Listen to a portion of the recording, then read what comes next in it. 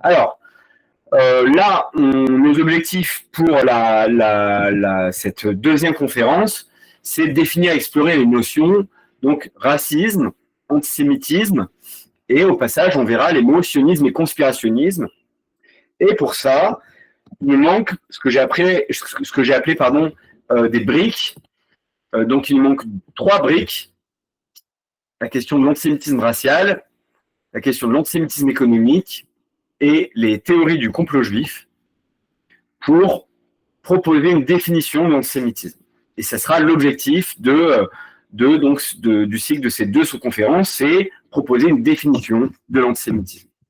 Alors, je vous donne un peu mes sources pour comprendre ce que j'ai appelé les 3 briques qu'on va étudier aujourd'hui: antisémitisme racial, antisémitisme économique et théorie du complot.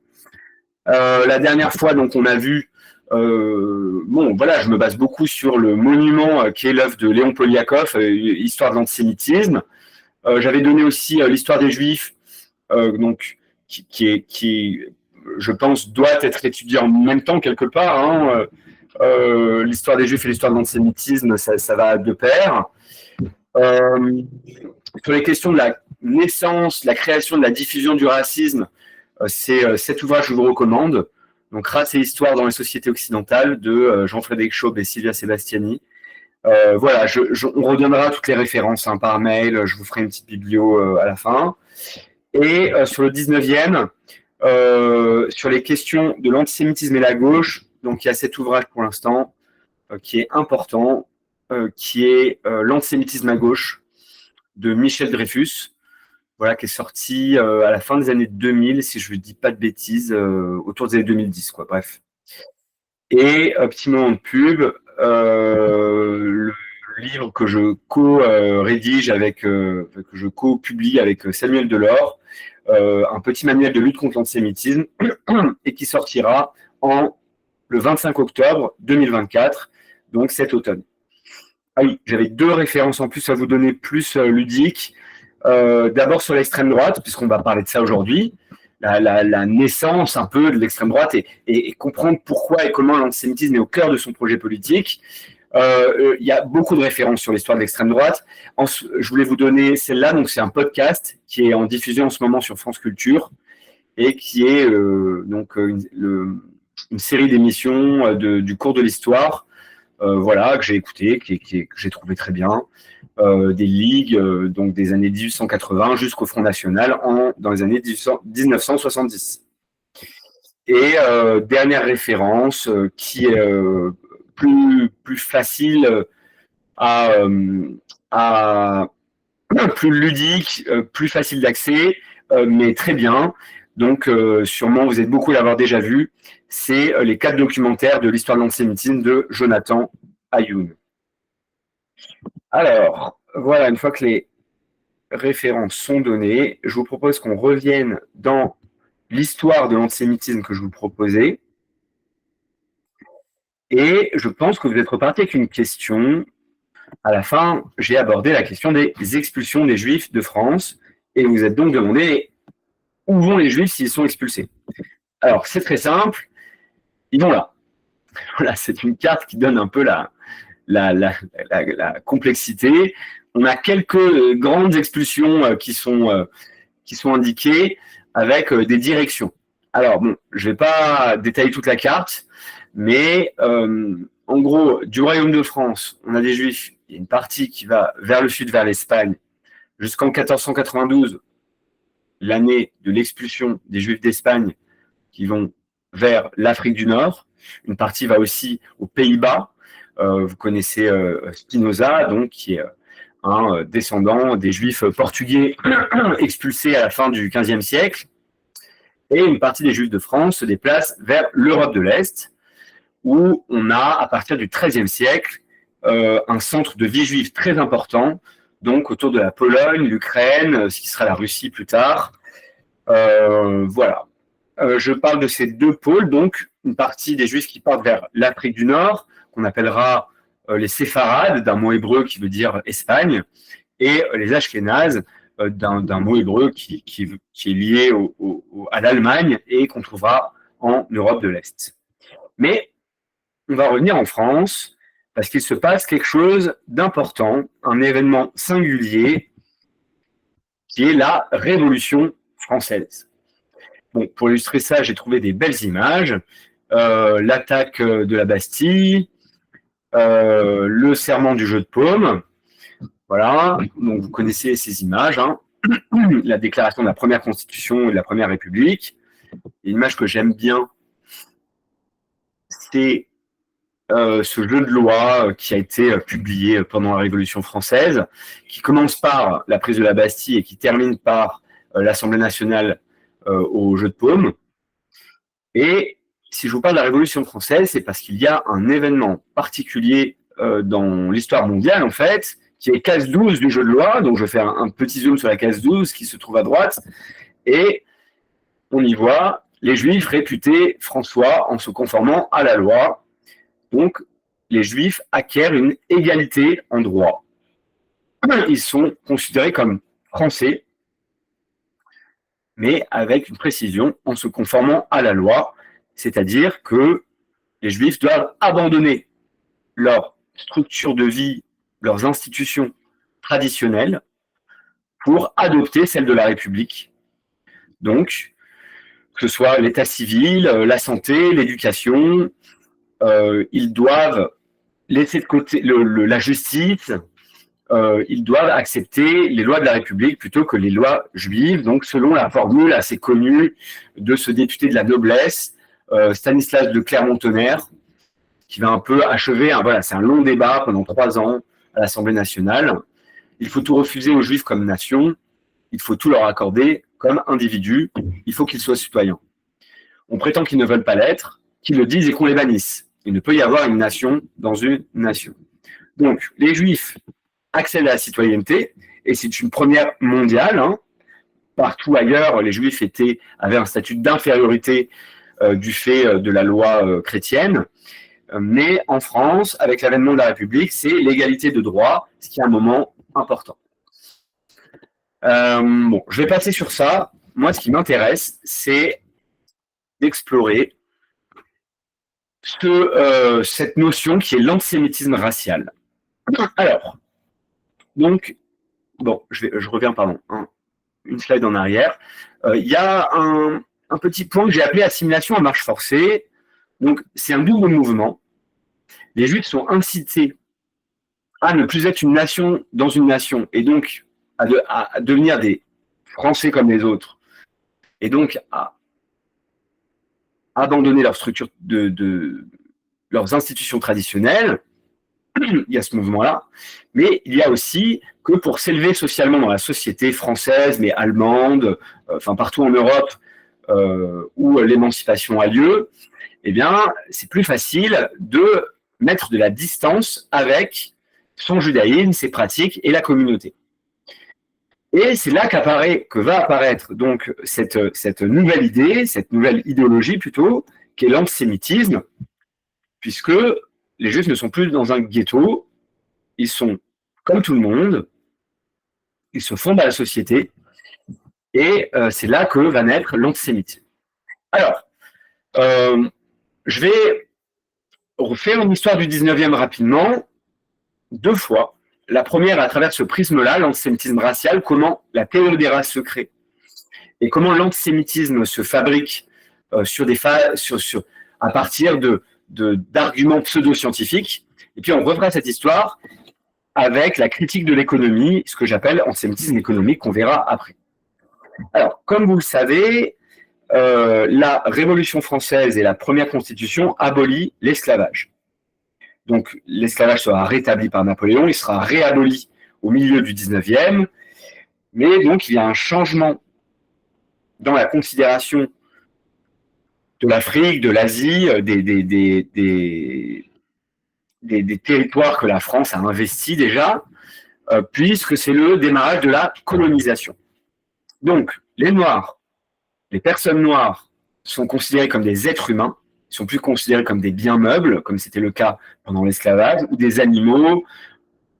Mais avec la colonisation, il faut une idéologie pour justifier le fait d'asservir, d'opprimer des populations, pour justifier ce que les colonisateurs vont appeler la mission civilisatrice de la France et de l'Occident. Donc, pour cela, il y a un ensemble de penseurs, comme ce monsieur, Joseph Arthur de Gobineau, qui vont créer des pseudosciences pour justifier l'oppression des autres peuples. Alors, on va regarder. Alors, il y en a beaucoup de ces justificateurs de la colonisation, de ceux qui créent l'idéologie des races et du racisme. Je vais un peu personnaliser. Je vais en parler de deux principalement. C'est Joseph Arthur de Gobineau et un autre qui s'appelle Vacher de la Pouche, qu'on verra après. Alors, dans cet essai sur l'égalité des races humaines, qui sort autour des années 1850, Joseph Arthur de Gobineau propose une classification des êtres humains. Alors ça, c'est sa classification à lui, il en existe d'autres. Tous les racialistes, ceux qui sont partisans de la théorie des races, ils ne sont pas forcément d'accord entre eux sur la manière dont il faut découper les êtres humains, mais ce qu'ils ont en commun, c'est l'idée qu'il faut classifier la nature et donc même les êtres humains. Donc ils disent de manière qu'ils prétendent naïve, ils disent, voyez, les fleurs, on peut les classer entre les pétunias, les bégonias, les marguerites, c'est pas la même chose, et les êtres humains aussi, on peut les classifier. On voit bien qu'il y a des êtres humains à la peau blanche, des êtres humains à la peau jaune, à la peau noire, à la peau rouge. Donc il s'agit d'une simple classification. Donc là, dans la classification de Gobineau, il met dans la race blanche donc ce qu'il appelle les Germains et les Arabes, la race jaune, voilà, les populations de l'Asie, race noire de l'Afrique et race rouge des Amériques.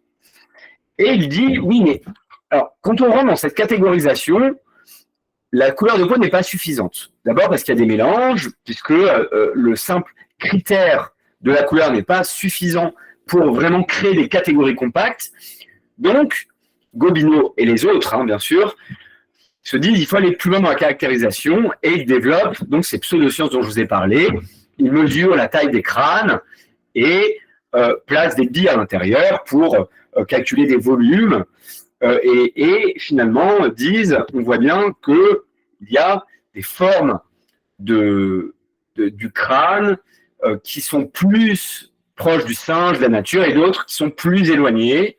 Donc là, voilà, on a des tables de phrénologie qui se basent sur les mesures des angles entre le nez, la taille de la mâchoire, etc.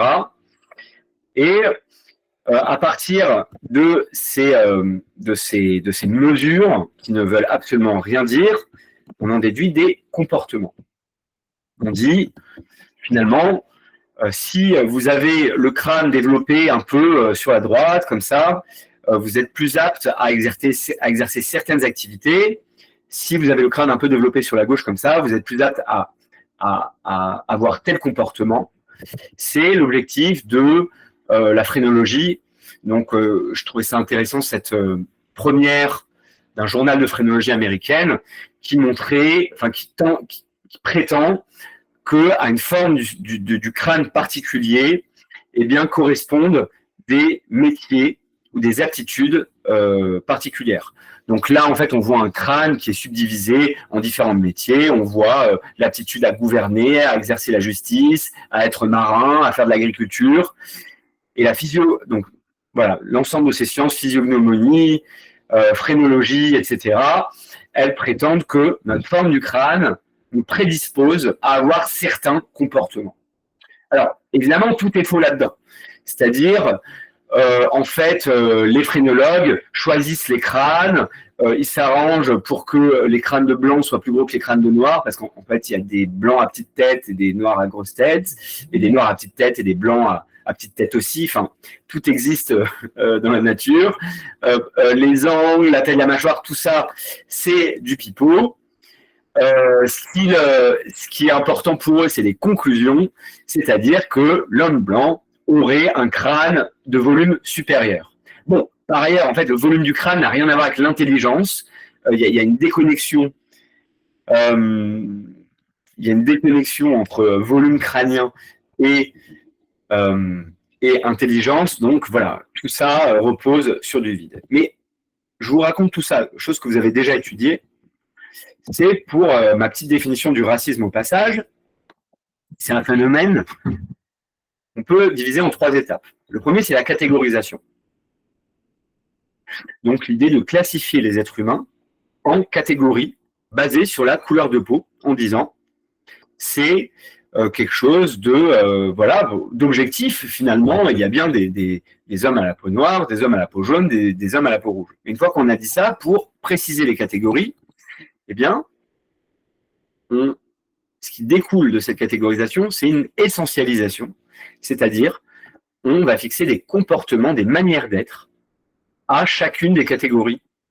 Et une fois qu'on a essentialisé, une fois qu'on a dit, une fois que Gobineau a dit, bien sûr, évidemment, vous l'avez compris, une fois que Gobineau a dit que les personnes noires étaient plus proches du singe, de la nature, et donc avaient des capacités à rentrer en connexion avec les émotions, avec l'art, de manière plus grande que les jaunes qui, eux, travaillent minutieusement, ont une inventivité certaine, contrairement aux blancs qui, eux, sont guerriers, ont besoin d'espace, etc. Une fois qu'on a essentialisé ces catégories, ce qui découle naturellement, c'est la hiérarchisation. Donc, c'est la théorie de Gobineau. Il existe une inégalité naturelle entre ce qu'il appelle les races humaines et qui fait qu'on peut dire que les blancs sont hauts et ont une mission vis-à-vis des autres. Alors, en fait, dans les 3 étapes, on a des biais de raisonnement. La catégorisation, elle paraît objective, mais en fait, la manière de diviser la société en groupes, elle n'est pas neutre. Pensez au Moyen-Âge, la catégorisation de la société qu'on connaît, c'est les 3 ordres. Ceux qui travaillent, ceux qui prient et ceux qui font la guerre. Donc, on a déjà une autre façon de diviser les êtres humains. Donc, la catégorisation qui dit on peut catégoriser selon les couleurs de peau, elle n'est pas neutre en soi. Ensuite, l'essentialisation, dire que des comportements à une couleur de peau, une forme du visage, etc., bon, on s'aperçoit que c'est pas si vrai.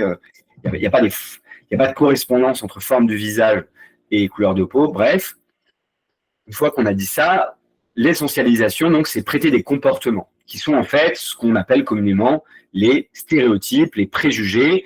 Et Gobineau, finalement, réunit, synthétise tous les préjugés qu'on connaît encore aujourd'hui. Les noirs dansent bien et font bien du sport, les jaunes sont de bons travailleurs, les blancs ont besoin de prendre l'espace, d'empiéter sur le territoire des autres, etc., etc.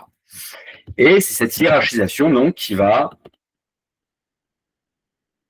finaliser ce qu'on appelle cette idéologie du racisme et qui va permettre de justifier la colonisation. Bon, là vous vous dites, bon mais d'accord, ça c'est le racisme, mais l'antisémitisme, on n'a pas, il y a pas les juifs là-dedans, ils sont où voilà, bon, il n'y a pas les juifs, il n'y a pas les tziganes, il n'y a pas d'autres catégories qui sont racialisées par Gobineau, mais aussi par d'autres, hein, mais Gobineau parle des juifs, et tous ceux qui sont avec lui aussi, puisque Gobineau, pour établir cette catégorisation, il va se servir d'un livre qu'il considère comme l'histoire du monde, l'histoire des peuples, et ce livre, c'est la Bible. Alors, il y a quelque chose d'intéressant, il se prétend scientifique, mais il considère la Bible comme un livre d'histoire. Je l'ai dit la dernière fois, je le redis, la Bible, l'Ancien Testament, c'est un texte absolument passionnant à étudier, mais c'est certainement pas un livre historique. Alors, que dit la Bible? On rentre dans la pensée de Gobineau, hein, voilà. La Bible dit que Dieu a créé le monde en 7 jours, et un moment, Dieu était fâché contre les hommes, et a jeté son brouillon, et pris une nouvelle feuille, il a fait table rase du passé, c'est le déluge de Noé. Donc, il a enseveli toute la terre, sauf Noé, sa famille et les animaux 2 par 2 dans son bateau, etc. Et donc, ceux qui auraient peuplé le monde, finalement, ce seraient les 3 fils de Noé qui sont sur ce tableau. Japheth, peau blanche, à gauche, qui aurait engendré les Japhétites, un mot que vous n'avez certainement jamais entendu parce qu'il a vite été remplacé par le mot arien. Cham, au milieu, qui aurait engendré le peuple, selon Gobineau, des Chamites, donc les peuples noirs, et Sem, les Sélites, qui auraient été l'ancêtre des Juifs. Sem aurait été l'ancêtre des Juifs, donc d'Abraham et compagnie, et donc il aurait engendré les Sélites. Mais ce que disent Gobineau et les autres pseudo-penseurs de son milieu, voilà, qu'on va appeler du darwinisme social, disons les racialistes, en fait, ils considèrent que les Juifs, du fait qu'ils ont connu des déplacements, des exils, des persécutions, ils se seraient mélangés à divers peuples, et donc n'auraient plus de particularités intrinsèques.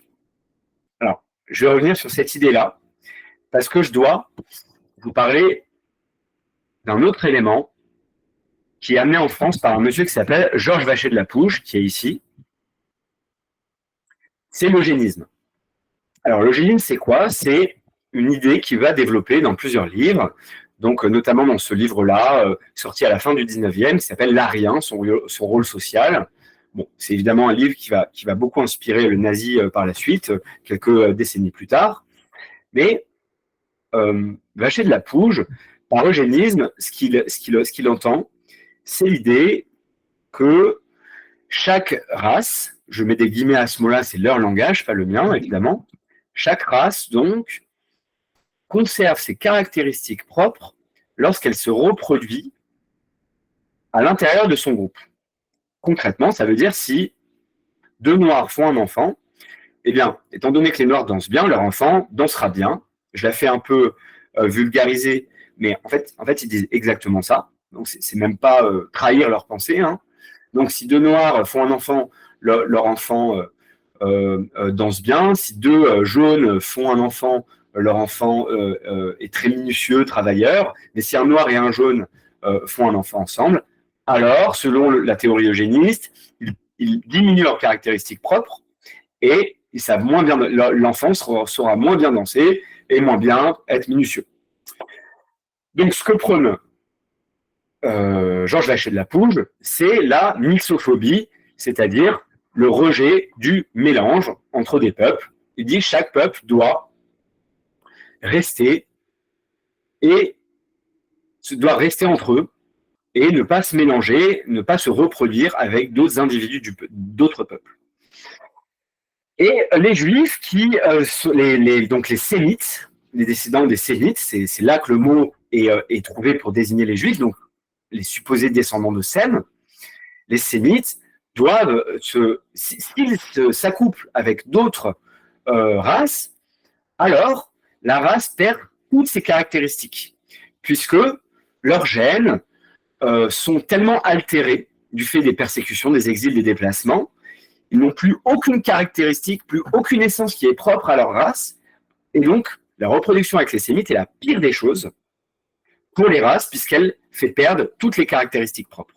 Donc les Sémites ne sont pas proprement dit une race, ou c'est une race qui a disparu, c'est une anti-race dans la théorie racialiste.